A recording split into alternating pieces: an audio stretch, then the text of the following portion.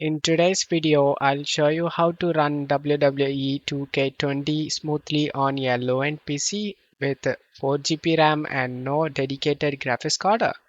All you have to do is go to Options, go to Graphics Settings, Screen Resolution, set this to 1280 into 720,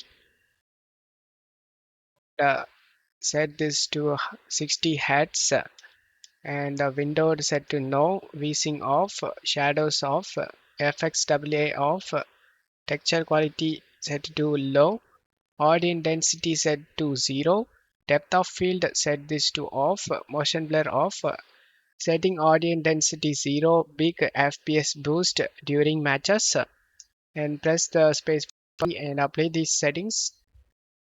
Select the yes option, and now the settings has been saved.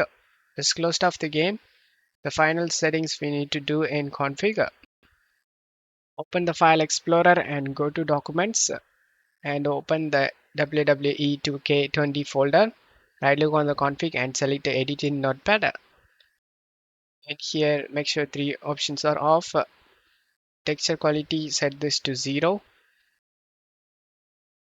Resolution 720 into 1280 and everything is same.